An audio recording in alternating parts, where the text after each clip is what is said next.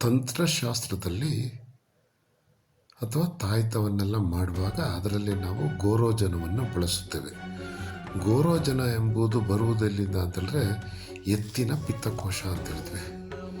ಈ ಪಿತ್ತಕೋಶದಲ್ಲಿ ಏನಾಗ್ತದೆ, ಈ ಪಿತ್ತಕೋಶದಲ್ಲಿ ಬರುವಂಥ ಅಂಶ ಎತ್ತು ಸತ್ತ ನಂತರ ಅದರಲ್ಲಿರುವಂಥ ಪಿತ್ತಕೋಶವನ್ನು ತೆಗೆದು ಅದು ನಾವು ತಂತ್ರಶಾಸ್ತ್ರದಲ್ಲಿ ಉಪಯೋಗಿಸ್ತೇವೆ. ಹಾಗೆ ಕೆಲವೊಮ್ಮೆ ಎತ್ತುಗಳನ್ನು ಕೊಂದು ಅದರಿಂದಲೂ ತೆಗೆದು ತಂತ್ರಶಾಸ್ತ್ರದಲ್ಲಿ ಅವುಗಳನ್ನ ಉಪಯೋಗಿಸ್ತೇವೆ.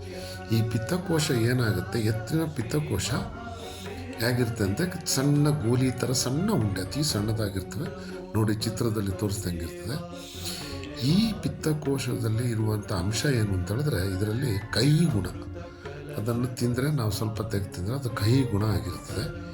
ಇದು ಎತ್ತಿನ ದೇಹದಲ್ಲಿ ಏನು ಮಾಡ್ತದೆ ಅಂತ ಹೇಳಿದ್ರೆ ಜಾಸ್ತಿ ಕೊಬ್ಬುಗಳಿಂದ ಕೊಬ್ಬನ್ನು ಕರಗಿಸಲಿಕ್ಕೆ ಈ ಪಿತ್ತಕೋಶಗಳು ಪಿತ್ತರಸಗಳು ಸಹಾಯಕವಾಗ್ತದೆ. ಅಲ್ಲದೆ ಜ್ವರ ಅಂಥ ಕಾಯಿಲೆಗಳಿಗೆ ಈ ಪಿತ್ತಕೋಶದಿಂದ ಬರುವಂಥ ರಸ ಆ ಕಾಯಿಲೆಯನ್ನು ಕಡಿಮೆ ಮಾಡ್ತದೆ. ಈ ರಸವನ್ನು ಅಂದರೆ ಈ ವಸ್ತುವನ್ನು ನಾವು ನಮ್ಮ ತಂತ್ರಶಾಸ್ತ್ರದಲ್ಲಿ ಉಪಯೋಗಿಸ್ಕೊಳ್ತೇವೆ. ಅದು ಮುಂದೆ ಆ ವಿಚಾರವನ್ನು ಹೇಳ್ತೇನೆ.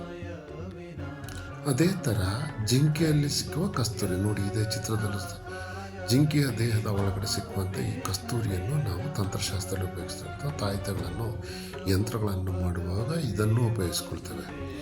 ಇದು ಅಷ್ಟೇ ಜಿಂಕೆಯ ದೇಹದಲ್ಲಿರ್ತದೆ. ಇದು ಜಿಂಕೆಯ ದೇಹದಲ್ಲಿ ಸುವಾಸನೆ ಬೀರುವಂಥ ಒಂದು ವಸ್ತು ಇದು. ಈ ಸುವಾಸನೆಯಿಂದ ಜಿಂಕೆಯನ್ನು, ಗಂಡು ಜಿಂಕೆಯಲ್ಲಿ ಇದಿರ್ತದೆ. ಗಂಡು ಜಿಂಕೆ ಊರು ಪೂರ್ತಿ ಓಡಾಡಿದ್ರು ಅದಕ್ಕೆ ಗೊತ್ತಾಗಂದರೆ ಕಾಡಿನ ಪೂರ್ತಿ ಓಡಾಡಿದ್ರು ಎಲ್ಲಿಂದ ವಾಸನೆ ಬರ್ತದೆ ಅಂತ ಹೇಳ್ಕೊಂಡು ಓಡಾಡ್ತಾ ಇರ್ತಾರೆ. ಆದರೆ ಗಂಡು ಜಿಂಕೆಗೆ ಅದು ಎಲ್ಲಿಂದ ಬರ್ತಾ ಇದೆ ಅಂತ ಗೊತ್ತಾಗೋದಿಲ್ಲ. ಆದರೆ ಹೆಣ್ಣು ಜಿಂಕೆಗಳು ಆಕರ್ಷಣೆಗೊಂಡು ಗಂಡು ಜಿಂಕೆ ಹತ್ರ ಬರ್ತದೆ. ಹಾಗೆ ಈ ಗೋರೋಜನ ಅದರ ಮೈ ಪೂರ್ಣವಾಗಿ ಅದರ ಸುವಾಸನೆ ಇರ್ತದೆ. ಈ ಗೋರೋಜನವನ್ನು ನಾವು ಸುಗಂಧ ದ್ರವ್ಯಗಳನ್ನು ಮಾಡಲಿಕ್ಕೆ ಉಪಯೋಗಿಸ್ತೇವೆ. ಇದನ್ನು ಸಹ ನಾವು ತಾಯ್ತ ಯಂತ್ರಗಳಲ್ಲಿ ಉಪಯೋಗಿಸಿಕೊಳ್ಳುತ್ತೇವೆ. ಇದರಿಂದ ಬರುವಂಥ ಆಕರ್ಷಣ ಗುಣ, ಇದನ್ನು ಆಕರ್ಷಣೆ ಮಾಡುವಂಥ ಗುಣ ಇರೋದ್ರಿಂದ ಇದನ್ನು ನಾವು ಯಂತ್ರಗಳಲ್ಲಿ ಅಥವಾ ತಾಯ್ತಗಳಲ್ಲಿ ಉಪಯೋಗಿಸಿಕೊಳ್ಳುತ್ತೇವೆ. ಇದರ ಸುವಾಸನೆಯ ಜೊತೆಗೆ ಇದರ ಜೊತೆ ಸೇರಿಸಿರುವಂಥ ಔಷಧಿಯನ್ನು ಸಹ ಇದು ವೇಗವಾಗಿ ದೇಹದ ಒಳಗಡೆ ಸೇರಿಸಿದೆ ಎಂಬುದೇ ಈ ನಂಬಿಕೆ ಅಥವಾ ನಿಜವಾದ ವಿಷಯವೂ ಅದೇ ಹೌದು. ನಾವು ಈ ಕಸ್ತೂರಿಯನ್ನು ಒಂದು ಕೈಯಲ್ಲಿ ಹಿಡಿದ್ರೆ 7 ಕೈಗಳನ್ನು ಜೋಡಿಸಿ ನಾವು ಅದನ್ನು ಆಘ್ರಾಣಿಸಿದರೆ ಅಲ್ಲೂ ಸಹ ಸುವಾಸನೆ ಬರುತ್ತದೆ. ಆದುದರಿಂದ ಕಸ್ತೂರಿಯನ್ನು ನಾವು ತಾಯ್ತಗಳಲ್ಲಿ ಅಥವಾ ಯಂತ್ರಗಳಲ್ಲಿ ಉಪಯೋಗಿಸುತ್ತೇವೆ.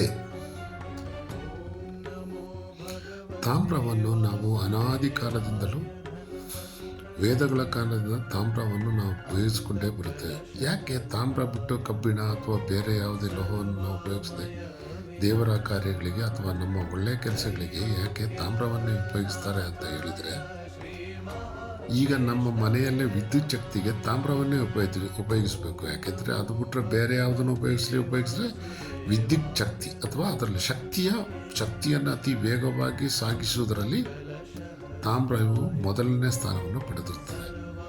ಅದಕ್ಕಾಗಿ ತಾಮ್ರದ ತಾಯ್ತವನ್ನೇ ಯೂಸ್ ಮಾಡಬೇಕು ಅಥವಾ ಅದನ್ನೇ ಉಪಯೋಗಿಸಬೇಕು ಅಂತ ಹೇಳುವ ಕಾರಣವೂ ಇಷ್ಟೇ. ಶಕ್ತಿಯು ಅತಿ ವೇಗವಾಗಿ ತಾಮ್ರದ ಮೂಲಕ ಹರಿತೀವಿ. ಕರೆಂಟ್ ಹರಿಯೋದು ಗೊತ್ತಲ್ವ ನಿಮ್ಗೆ, ಎಷ್ಟು ಫಾಸ್ಟ್ ಆಗಿರುತ್ತೆ.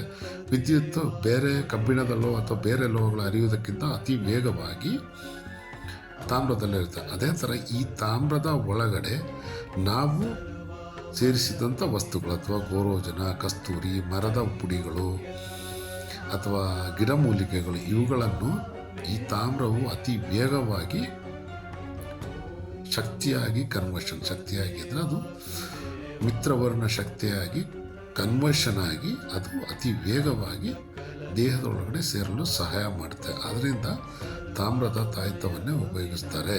ಹೆಚ್ಚಿನ ತಾಯ್ತಗಳು ತಾಮ್ರದೇ ಆಗಿರುತ್ತದೆ. ಅದನ್ನೇ ಉಪಯೋಗಿಸೋದ್ರಿಂದ ಉತ್ತಮವಾಗುತ್ತದೆ. ದ್ರವಲೋಹ ಪಾದರಸ ದ್ರವಲೋಹ ಅಂದರೆ ಪಾದರಸವನ್ನು ಶುದ್ಧೀಕರಿಸಿದಾಗ, ಕೆಲವು ಗಿಡಮೂಲಿಕೆಗಳಲ್ಲಿ ಪಾದರಸವನ್ನು ಶುದ್ಧೀಕರಿಸಿದಾಗ ಪಾದರಸವು ಕನ್ವರ್ಷನ್ ಪವರ್ ಅಂದರೆ ಒಂದನ್ನು ಪರಿವರ್ತನೆಯ ಯಾವುದಾದ್ರೂ ಒಂದು ವಸ್ತುವನ್ನು ಪರಿವರ್ತನೆ 1000 ಪಟ್ಟು ಬಲವಾಗಿ ಮಾಡ್ತದೆ ಅಂತ ಹೇಳ್ತಾರೆ. ಯಾವುದೋ ಒಂದು ವಸ್ತುವಿನ ಪರಿವರ್ತನೆ ಅಂತ ಹೇಳಿದ್ರೆ ನಾವೀಗ ಯಾವುದಾದ್ರೂ ಒಂದು ಗಿಡಮೂಲಿಕೆಗಳಲ್ಲಿ 1% ಪವರ್ ಇದೆ ಅಂತಲ್ಲ, ಅದನ್ನು 1000% ಮಾಡುವಂಥ ಶಕ್ತಿ ಕೆಲವು ಗಿಡಮೂಲಿಕೆಗಳಿರೋದು.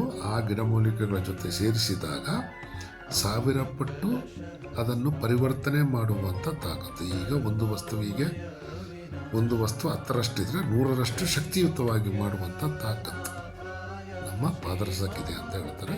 ವೇದಗಳಿಂದಲೂ ನಮಗೆ ಗೊತ್ತಿರುವಂಥ ವಿಷಯ. ಇದರಿಂದ ಚಿನ್ನ, ಬೆಳ್ಳಿ ಎಲ್ಲವನ್ನು ಕನ್ವರ್ಟ್ ಮಾಡ್ತಾರೆ. ಬೇರೆ ರೀತಿಯಲ್ಲಿ ಒಂದು ಲೋಹದಿಂದ ಮತ್ತೊಂದು ಲೋಹವನ್ನು ಮಾರ್ಪಡಿಸಲಿಕ್ಕೆ ಪಾದರಸವನ್ನು ಉಪಯೋಗಿಸ್ತಾರೆ. ಅಂದರೆ ರಸವಾದದಲ್ಲಿ ಉಪಯೋಗಿಸುವಂಥ ಪಾದರಸವನ್ನು ನಾವು ತಾಯಿತದಲ್ಲಿ ಉಪಯೋಗಿಸ್ತೀವಿ.